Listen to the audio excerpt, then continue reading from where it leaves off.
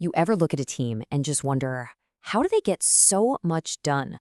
While another team, just as talented, seems to spin its wheels in chaos? Well, the secret, it's not just about having the best people, it's about the invisible software they're all running on. And today, we're going to dig into that software.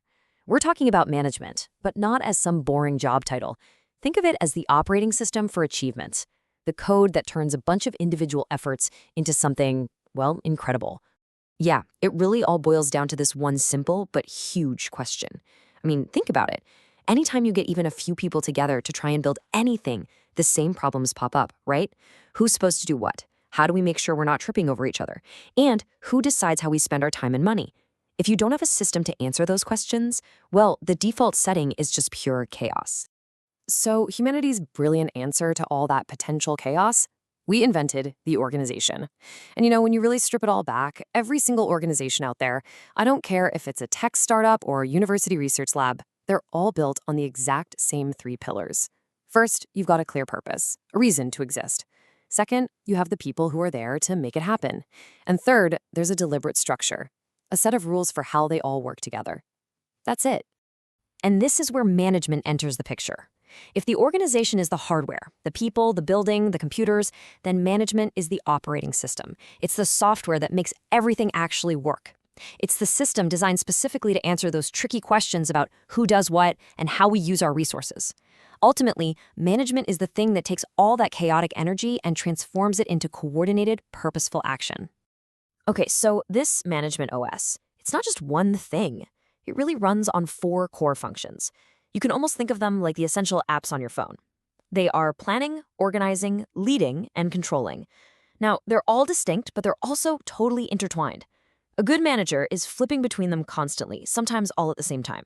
So let's actually break down what each of these apps does. First up, we've got planning. This is pretty much what it sounds like. It's the part where you decide, before you start, what the heck you're actually trying to do.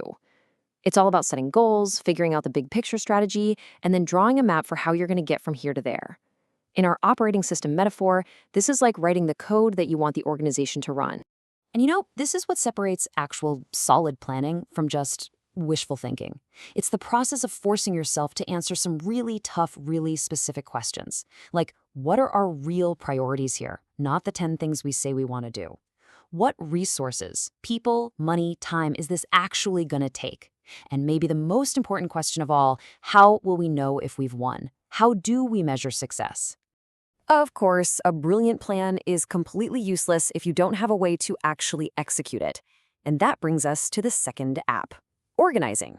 This is all about arranging the work, defining the roles, and allocating the resources.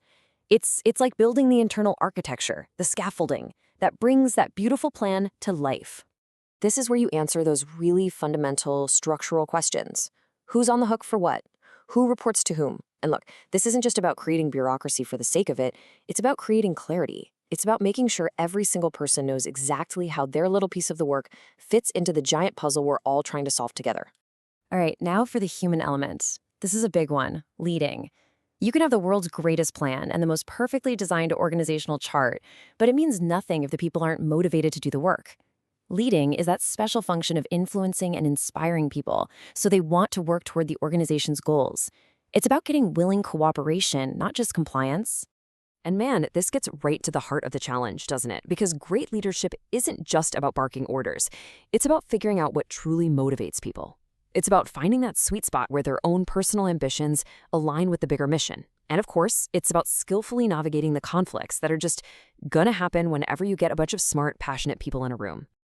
And that brings us to our fourth and final function, controlling. Now, this might sound a bit, severe, but it's really just the essential feedback loop for the whole system. Think of it like running diagnostics. It's about monitoring how things are going, comparing the actual results to what you planned, and then making adjustments. It's how the system learns and debugs itself in real time. So the controlling function is all about asking these critical diagnostic questions. Are we actually hitting our targets? If we're off tack, where? And more importantly, why? This is so crucial because it's what ensures the organization doesn't just blindly stick to a plan that isn't working. It's what allows it to adapt and get smarter based on what's actually happening in the real world. Now, whenever we talk about performance, there are two words that are absolutely key, and they're often confused: effectiveness and efficiency. So let's break it down. Effectiveness is all about doing the right things. You're actually achieving your goals. Efficiency, on the other hand, is about doing things right, meaning you're not wasting time, money, or effort. And to be a truly high-performing organization, you absolutely need both. I absolutely love this analogy because it just makes the difference so crystal clear. Think about it. You could be the most efficient mountain climber in the world, finding the absolute best route, using the least amount of energy. But if you're climbing the wrong mountain, who cares? All that incredible efficiency is totally wasted. The real job of management is to make sure, first, that you're climbing the right mountain, that's effectiveness, and then that you're taking a great route to the top, that's efficiency. Okay, so who's actually running this whole management OS? Well, it's not just one person sitting in a corner office. In most organizations, this work is spread out across what you could call a system architecture. Basically, 3 different levels. And each level has a totally different focus and requires a different set of skills. So, way up at the top, you've got your top management. They're focused on the long-term vision, the big picture stuff. They're using mostly conceptual skills. Then you go all the way down to the first-line managers. These are the folks on the ground dealing with the day-to-day operations, supporting their staff. They need serious technical and human skills. And then, right in between, you have the middle managers. These are the crucial translators, the ones who take that high-level strategy from the top and turn it into concrete, actionable plans for their teams. So that's the nice, clean theory of it all. It looks great on a slide, right? But if we're going to stick with this operating system metaphor, we have to ask, what's the actual user experience like for a manager? The truth is, the day-to-day reality is, well, it's a lot messier and way more dynamic than any of these neat little diagrams would have you believe. The reality is, being a manager is one giant balancing act. It's about weaving together the work of a bunch of different people. It's about having to make tough judgment calls when you never have all the information you want. It's about juggling the competing needs of your team, your own boss, your customers, everyone. It is just as much about people and relationships as it is about spreadsheets and plans. And if you've got this image of a manager sitting alone in an office, quietly making spreadsheets, you need to throw that image away. This number right here is absolutely staggering. Study after study finds that managers spend somewhere between 70 and 90% of their time just talking to people, interacting. Their job isn't just analytical, it is fundamentally deeply conversational. So what does all that interaction actually look like? Well, it's not a bunch of long, formal meetings on the calendar. Nope. It's more like a constant, fragmented stream of brief, pop-up conversations, quick check-ins in the hallway, and informal problem-solving on the fly. This is the fabric of a manager's day, and it's where the real work of leading, negotiating, and coordinating actually gets done.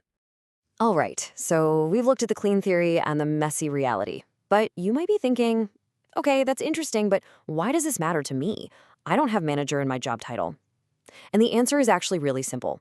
Understanding this operating system, how it works, it has a huge direct impact on your own success and your career, no matter what your role is. I mean, just look at the difference here. The gap between good management and poor management is just, it's stark. It's the difference between everyone having clear goals versus everyone being confused, between people feeling motivated and high morale versus constant turnover.